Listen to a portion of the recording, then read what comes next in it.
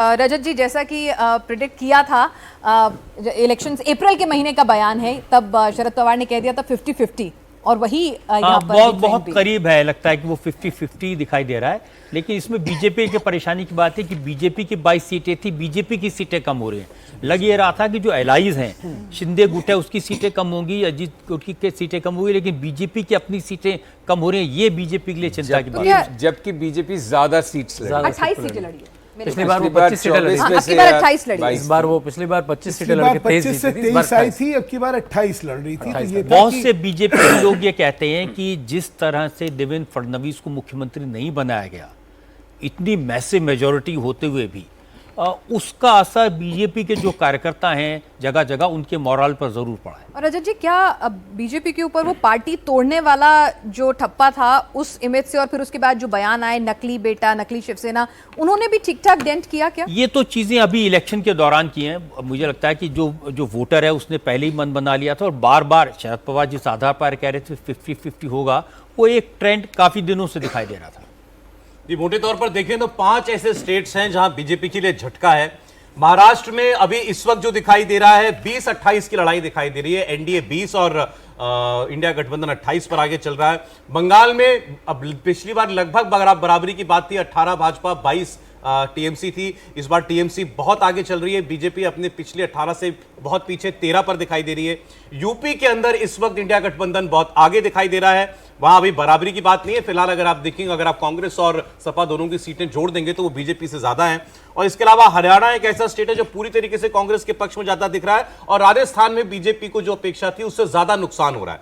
इसमें भी अगर हम मोटे तौर पर स्टेट्स अगर देख लें, बीजेपी को सबसे ज्यादा नुकसान महाराष्ट्र, बंगाल और उत्तर प्रदेश, ये 3 बड़े राज्य हैं, क्योंकि और यहीं पर शायद नुकसान की कल्पना की थी। यूपी में तो बिल्कुल नहीं की थी, एक्चुअली यूपी लेकिन महाराष्ट्र और बंगाल में, क्योंकि नंबर अगर देखें तो यूपी का राजस्थान में 7 में 18-7 समझता था, मेरी समझ के अनुसार उससे ज्यादा हो गया। वो 6 की थी कि भाई ज्यादा 6। बीजेपी इंडिविजुअली अभी 233 पर है सर, 233, 272 अभी बहुत दूर दिखाई दे रहा है, 40 सीट दूर है 272 अभी। कांग्रेस पार्टी 92 पर चल रही है, 92 पर इस वक्त चल रही है। सुधांशु जी कह रहे थे अभी बदल सकता है, 11:30 तक इंतजार करना चाहिए हमें, 11:30-12 बजे तक। एक घंटा मैं तो अभी भी आशावान हूं सर। यूपी पलटे बिना कुछ नहीं होगा, और यूपी यहां से के पलटे, ये बात 100% आपकी सही है, क्योंकि नंबर अगर यूपी नहीं पलटा तो ये ट्रेंड जो नंबर है, नंबर ब्रॉडली कंफर्म हो जाएंगे, और घाटा भी जो है सबसे ज्यादा यूपी में है। जी हाँ, यूपी में सबसे ज्यादा घाटा हुआ। एक ही राज्य में अगर परिवर्तन होगा तभी, क्योंकि जो हरियाणा है या राजस्थान है या महाराष्ट्र है, उसमें नंबर ऑफ सीट्स 2, 4, 5, 8 हैं, वो कॉम्पनसेट हो रही है उड़ीसा से, लेकिन बंगाल से कॉम्पनसेशन नहीं हुआ, ये चिंता की बात है। और यूपी में इतना बड़ा झटका, ये चिंता की। महाराष्ट्र में कॉम्पनसेट नहीं होता, दो चीजें होगी ना, सेकंड लार्जेस्ट स्टेट है। जहां से हमें उम्मीद थी कि भाजपा आगे बढ़ेगी, वहां बढ़ी नहीं, घट गई। वहां बढ़ी नहीं, घटी तो चलिए वेस्ट बंगाल में सर देखिए ना, अभी 18 उड़ीसा में बढ़ गई, और जहां से उम्मीद थी कि घटेगी नहीं। लेकिन एक चीज मैं शेयर कर सकता हूं आप सबके साथ में, जो अभी मुझे इंफॉर्मेशन मिली है कि अभी 2 राउंड की वोटिंग हुई है, काउंटिंग हुई है, 2 राउंड की काउंटिंग हुई है, और जो मार्जिन्स हैं वो 200 वोट, 300 वोट, 400 वोट इस तरह के हैं। तो बहुत ही कम मार्जिन है। कुछ सीटों में, जैसे उत्तर प्रदेश में मैं इलेक्शन कमीशन की वेबसाइट पे देख रहा था, कुछ मार्जिन काफी डिसाइसिव आ गए रजत जी। जैसे अरुण गोविल इस समय करीब 40,000 वोटों से आगे चल रहे हैं, अतुल गर्ग गाजियाबाद से 50,000 के आसपास की जितनी है उनमें, महेश शर्मा जैसे आपने बताया 1,20,000 से, भोला सिंह बुलंदशहर से 70,000 से। तो आपने ठीक कहा, जो दिल्ली के आसपास, दिल्ली के जो आसपास की सीटें हैं जहां पर तेजी से काम हुआ है, वहां ये डिसाइसिव मार्जिन दिख रहे हैं। सर, 2 अगर असेंबली की हम बात करें, असेंबली के नतीजा आंध्र प्रदेश और उड़ीसा के आने हैं। उड़ीसा में बीजेपी क्लियर मेजॉरिटी की तरफ बढ़ रही है, 40 सीटें 77 में से उसको अभी एज उस पर लीड कर रही है।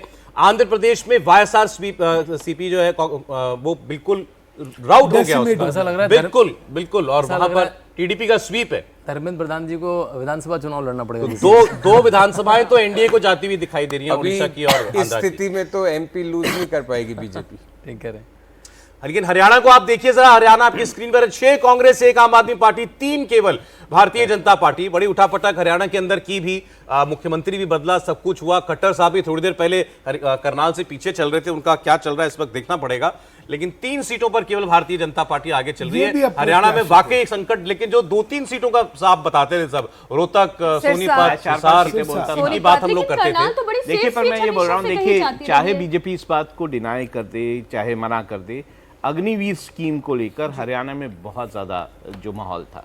दूसरी बात ये भी है, जो किसानों का आंदोलन हुआ था, उसका भी थोड़ा बहुत माहौल जो है आपको हरियाणा में दिखाई देता था। हो सकता बीजेपी के तरफ से इसे डिनाई किया सकता, पर है कहीं आपने मुख्यमंत्री जो है इतने लंबे पीरियड तक एक नॉन जाट को, वो आदत नहीं है हरियाणा के वोटर का, मिजाज वैसा नहीं को इस देश में उसका प्रभाव समझना पड़ेगा। जो मैंने कहा, हरियाणा, वेस्टर्न यूपी और राजस्थान, ये बैठे हुए हैं, इनको तो राजस्थान में सबसे ज्यादा अगर कोई एक जात की प्रेजेंस है तो जाट की है, लेकिन वहां पे कभी भी जाट मुख्यमंत्री नहीं हुआ, तो बनने ही नहीं दिया किसी ने। हाँ, नहीं, पर हरियाणा में तो बीजेपी नॉन जाट की राजनीति करती है। बीजेपी तो 35 वर्सेस 1 की फिलॉसफी पे चलती है। मैं आपको इसीलिए समझा रहा हूं कि इस चुनाव में जाट असर्शन का भी एक प्रभाव दिखता है, जो मुझे लग रहा है हरियाणा में अगर 3 सीटें आती हैं भाजपा की, तो एक बहुत बड़ा उस पर प्रश्न चिन्ह आता है। जैसे राहुल कह रहे हैं ना, ये अग्निवीर स्कीम का, योजना का थोड़ा नुकसान दिख रहा है। आपको किसने कहा था जाटों के ऐसे टिकट बदल दो राजस्थान में? क्यों हटाया राहुल का? अग्निवीर नहीं हो गई, वो अग्निवीर नहीं हुआ। त्रिवेदी और बीजेपी तो एनालिसिस करेंगे समय आने पे, लेकिन ऑलरेडी जो ट्रेंड्स मोटा मैसेज दिखा रही हैं, एक बड़ा संदेश वो ये है कि अगर आप ज्यादा बड़े वर्ग को साथ लेके कंसेंसस की पॉलिटिक्स नहीं करेंगे तो उसके देर सवेर it will catch up with you. आप ये कह रहे हैं कि जो जातिगत समीकरण है उनका ध्यान रखना ही पड़ेगा टिकट देते समय। अब जातिगत समीकरण का ध्यान नहीं रखेंगे तो उसका नुकसान हो सकता है, ये कह रहे हैं आप? मैं कह रहा हूं जब तक समन्वय की राजनीति ज्यादा नहीं करेंगे उसके, और ये हमेशा सोच लेना कि जो हम निर्णय ले रहे हैं वही सही होगा और वही सही है। उसके कई बार वो सही हो जाता है, लेकिन इस बार वो कुछ निर्णय दे will come back to haunt the BJP. और मैं ये भी बोल रहा हूँ, हरियाणा में देखिए, हरियाणा में तो जाट वोट इस बार बहुत बटा होगा। हरियाणा में कांग्रेस ने भी जाट वोट लिया होगा, इधर एनएलडी ने भी लिया होगा, उधर जेजेपी ने भी इस लिया बीच होगा। हमारी टीम एक जानकारी दे रही है कि बीजेपी अपने दम पर अभी जो है वो बहुमत के आंकड़े से लगातार पीछे होती जा रही है। तो यहां पर एनडीए जरूर 289 दिख रहा है, लेकिन यहां पर बीजेपी अपने दम पर शायद 234 पर है, 38 सीट पीछे है बहुमत के आंकड़े। 272 से भी बीजेपी 38 सीट पीछे है। क्या नरेंद्र मोदी तीसरी बार एब्सोल्यूट मेजॉरिटी पाएंगे? अभी तो इसी पर सवाल खड़ा है। मैं तो ये कह रहा हूँ कि रजत जी को कुछ लाखों का इनाम कुछ पैनलिस्ट के लिए भी अनाउंस करना चाहिए, जो ऐसा कह रहे थे। और रजत सर, यहाँ पर देखा जाए कि जो बिग ब्रदर की भूमिका में बीजेपी कई राज्यों में आ गई थी, लेकिन अब लग रहा है कि महाराष्ट्र की बात कर लें, हम बिहार की बात कर लें, तो अब, और आंध्र प्रदेश में तो जाहिर सी बात है टीडीपी के सहारे ही थी, लेकिन अब जो है वहां पर बीजेपी को पर्सनल लेवल पे नुकसान होता हुआ दिख रहा है। देखिए, सबसे बड़ी पार्टी बन के उभरेगी, अभी 233 पर, नंबर 2 पार्टी 91 पर है। ये सब बातें ठीक है, लेकिन नरेंद्र मोदी की इमेज के लिए बिल्कुल ठीक नहीं है। नरेंद्र मोदी की इमेज इनविंसिबल है, वो अपने दम पर बीजेपी को 300 पार करा दे, ये सबकी अपेक्षा थी। अगर उस नंबर से दूर रहते हैं, 272 के आंकड़े से दूर रहते हैं, तो ये नरेंद्र मोदी के लिए चिंता की बात होगी। जब बीजेपी की टैली डाउन हो रही है, बिहार में आप देखिए जेडीयू बीजेपी से आगे निकल गई है। ये भी किसी ने नहीं सोचा था, सब कह रहे थे कि जेडीयू बिहार में नुकसान होगा तो जेडीयू के कोटे से होगा, लेकिन वहां जेडीयू का स्ट्राइक रेट बेटर लग रहा है। और ऐसा अभी लग नहीं रहा कि बीजेपी 275 पहुंच रही है। आप देखिए 233 पर है। बहुत सारे स्टेट्स में बीजेपी को बड़ा लॉस है। अगर ये ट्रेंड रहे तो जेडीयू रहेगी कहां चुनाव के बाद, यही नहीं बता सकता कोई। या कौन-कौन इस बार उन्होंने कहा था पक्के वाले आ गए हैं, लेकिन अब हमेशा हर 6 महीने पक्के वाले चलते हैं। जो बात संजीव जी कह रहे थे, और कौन-कौन किधर आ जाएगा ये भी नहीं पता लगता है। और ये तो सुधांशु आपको तो मालूम है, आप पुराने खिलाड़ी हो भाई। सर टक्कर तो कांग्रेस ने दे दी इस बार 92 सीटों पर। मित्तल साहब 92, ऑलमोस्ट डबल के करीब जो है कांग्रेस पार्टी पहुंच रही है। हाँ, वाकई अगर जो है तो स्वाभाविक तौर पे कांग्रेस का फायदा इन चुनावों में दिख रहा है। उसमें तो राहुल की न्याय यात्रा, भारत जोड़ो यात्रा, बेरोजगारी और अग्निवीर स्कीम, ये तमाम चीजें जो हैं कहीं ना कहीं वोटर कनेक्ट करने में कामयाब हुई।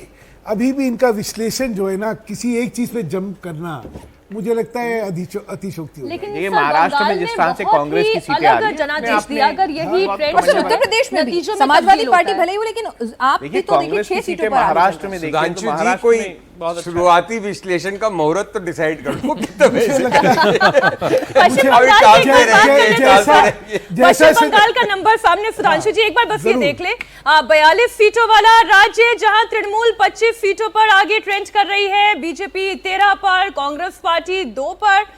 पश्चिम बंगाल ने वाकई में हैरान किया। थोड़ी देर पहले सुधांशु जी बिल्कुल। त्रिवेदी साहब भी यही कह रहे थे कि पश्चिम बंगाल ने हैरान किया, ये कम से कम वो एक्सपेक्ट नहीं कर रहे थे। लेकिन अब लॉस improvement हुई है। सीधा लॉस दिखाई दे रहा है। कहीं अब कभी भी ये इम्प्रूवमेंट नहीं हुई है, था। तो शायद जो बात हम कह रहे थे ईवीएम की, अभी 2 ही राउंड की वोटिंग जो है वो काउंट हुई है, क्योंकि अब देखिए पहले 3 और 5 के बीच में फ्लक्चुएट कर रहा था, अब ये 13 पे लेकिन पहुंच गया 18 है। से 13 तो कम है सुधांशु जी। नहीं वाकई कम है, क्योंकि यहाँ उम्मीद ये थी 18 से अब 24-25 तक जाएगी। तो नीचे आने की तो संभावना लगी नहीं रही थी, तो इसलिए और शुभेंदु वाकई अधिकारी भी इस बार फुल साथ थे, और 3 सीटें तो कहते हैं हरेक वो को गारंटीड साथ था और अपने हरेक को दम पे ये लाते लगता हैं। था, हरेक को लगता था कि वहां का जो माहौल है उसमें भाजपा जो है 18 से आगे जाएगी। अब 18 से कम आना स्वाभाविक तौर पे एक बड़ा झटका है। समीर जी बाहर से आए बड़ी देर के बाद, कोई क्या खबर लेके आए समीर जी? महाराष्ट्र से महाराष्ट्र में तो मतलब अभी भारतीय जनता पार्टी के मुख्यालय में तो सुनसान है। बाला साहब ठाकरे के घर मातोश्री में खीर पूड़ी बनना शुरू हो गई है वहाँ पर। अच्छा। और सब कार्यकर्ताओं को संदेश चला गया है कि खीर पूड़ी खाने आई है, तो वहाँ ढोल लगाने बजने शुरू थोड़ा हो जल्दी गए। तो नहीं है समीर जी, क्योंकि अभी कह रहे हैं कि गिनती जो है वो थोड़ी स्लो चल रही है। नहीं, मुझे लग रहा है कि मतलब उद्धव ठाकरे के लिए मतलब जो उम्मीद की जा रही थी उस हिसाब उनका प्रदर्शन हो रहा है। कांग्रेस के लिए जरूर सरप्राइजिंग है कि कांग्रेस को इतनी उम्मीद नहीं थी कि महाराष्ट्र में सिर्फ इतने दिनों से बनी ही नहीं है। थोड़ी जल्दी भी बन जाए बाद में, कम से कम पार्टी तो करने दो, रिजल्ट जो भी है। कांग्रेस के लिए जरूर सरप्राइजिंग बहुत अच्छा रहा है, क्योंकि महाराष्ट्र से चंद्रपुर एक सीट 2019 में कांग्रेस ने विदर्भ से जीती थी, और इस बार भी ये उम्मीद की जा रही थी कि सिर्फ विदर्भ की एक सीट मिलेगी, क्योंकि गडकरी जी का भी बयान आया था कि हम कांग्रेस को सिर्फ चंद्रपुर सीट में मांग रहे हैं फाइट के अंदर। देवेंद्र फडणवीस ने भी ये बयान दिया था। मुझे लग रहा है कि देवेंद्र फडणवीस को मुख्यमंत्री न बनाना का भी एक नुकसान मुझे लगता है पार्टी को उठाना पड़ा है। जिस तरीके से देवेंद्र फडणवीस का 5 साल का कार्यकाल बहुत अच्छा रहा था, उसके नेतृत्व में चुनाव लड़े, उसके बाद जब शिवसेना को लेकर आया एकनाथ शिंदे को, तो 40 विधायक के पार्टी को आप सीधे मुख्यमंत्री बना रहे हो, 40 से अजित पवार आ रहे हो उसको आप उप मुख्यमंत्री बना रहे हो, देवेंद्र फडणवीस जो 5 साल बहुत बेहतर काम किया, लोकप्रिय मुख्यमंत्री रहा है, उसे आप सीधे उप मुख्यमंत्री बना रहे हो। तो मुझे लग रहा है कि पार्टी के कार्यकर्ताओं ने, संघ के सदस्यों ने स्वीकार नहीं जो किया। आपने भी कहा रजत जी पहले, अगर योगी आदित्यनाथ के अतिरिक्त कोई चीफ मिनिस्टर एसेट की तरह बीजेपी में था, तो अपने आप में देवेंद्र count फडणवीस हुआ, वो था, इसमें देवेंद्र कोई दो राय फडणवीस लेकिन थे। उसमें आप लोग एक चीज भूल रहे हैं कि विधानसभा में शिवसेना और भाजपा मिलके चुनाव लड़े, और वो जो गठबंधन था उसने स्वीप करा। अब स्वीप करने के बाद ये थोड़ी आप कल्पना करते हैं कि भाई शिवसेना जो है जाके एनसीपी और कांग्रेस के साथ बना देगी। प्रश्न नहीं, देखिए हम बिना परिपेक्ष के अगर विश्लेषण निकालेंगे फायदा नहीं है।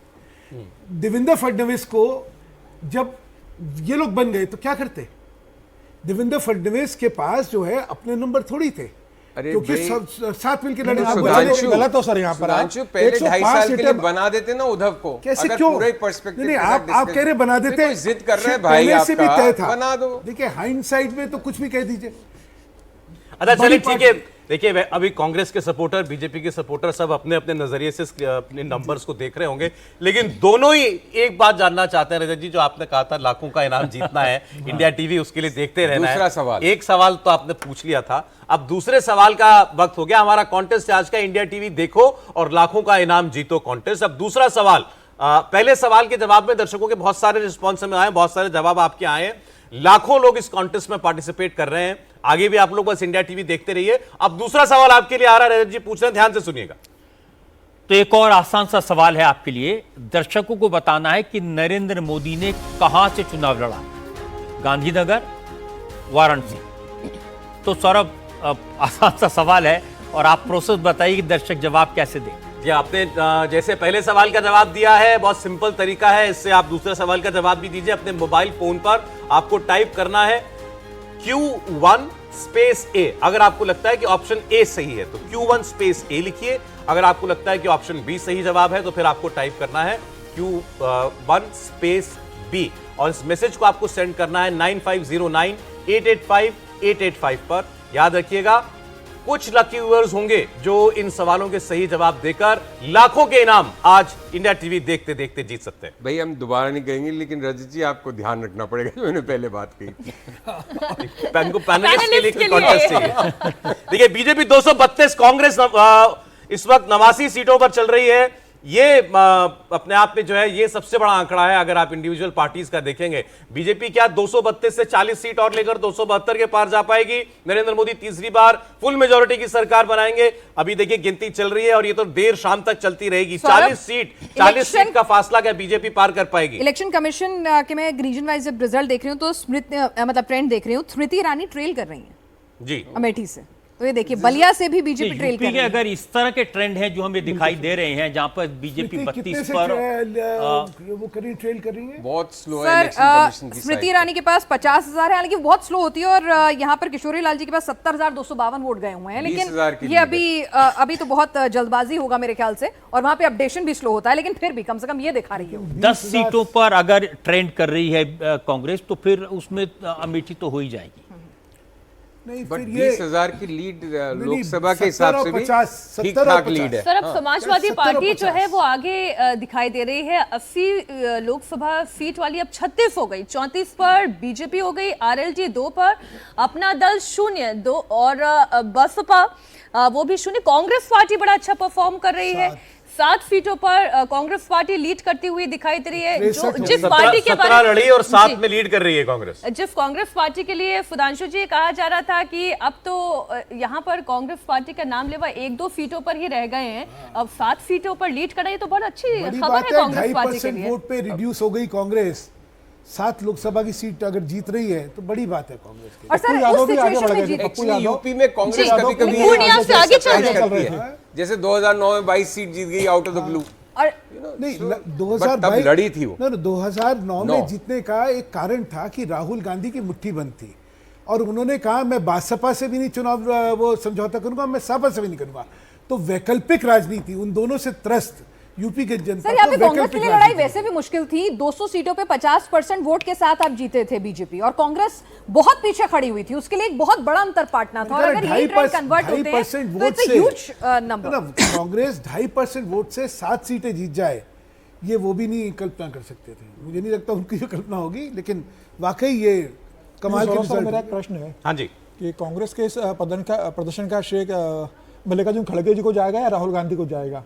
और भारतीय जनता पार्टी के इस प्रदर्शन का फोटो श्रेय ही क्या राहुल जेपी गांधी नड्डा की जी को लगाई खड़गे जाएगा? जी राहुल गांधी जी को देंगे। फोटो राहुल गांधी की ये लगाई अच्छा इनका है, खड़गे जी राहुल गांधी को गांधी को देंगे। श्रेय। ठीक है। और प्रियंका गांधी को भी कुछ श्रेय मिल जाएगा कि नहीं मिल जाएगा? वो राहुल गांधी तय करेंगे। वो राहुल प्रियंका गांधी को करेंगे। 2 सीटों पर श्रेय मिलेगा, अमेठी पर और रायबरेली पर। उन्होंने बहुत मेहनत की थी वहां पर लगातार, और कहा था ये सीट में जीत के और जाऊंगी। अगर शायद प्रियंका खुद आके लड़ती तो शायद स्थितियां और बेहतर हो सकती थी, अगर यही ट्रेंड चलते हैं आगे। बंगाल में स्थिति कुछ बदलती दिखाई दे रही है। अब बीजेपी 16 सीटों पर आगे चल रही है और तृणमूल कांग्रेस 22 सीटों पर आगे चल रही है। चलिए ये फर्क आया। यहाँ स्थिति बीजेपी की सुधरी है काफी देर के बाद। 16 पर भाजपा आगे बंगाल में, 22 पर तृणमूल, 2 पर कांग्रेस पार्टी। कांग्रेस के पास 2 ही थी। लेफ्ट एक सीट पर आगे है जो कि पिछले चुनाव में कुछ हासिल नहीं कर पाई थी। भाजपा 240 पे पहुंच रही है। भाजपा 240 के आसपास आ रही है। मुबारक हो सुधांशु जी।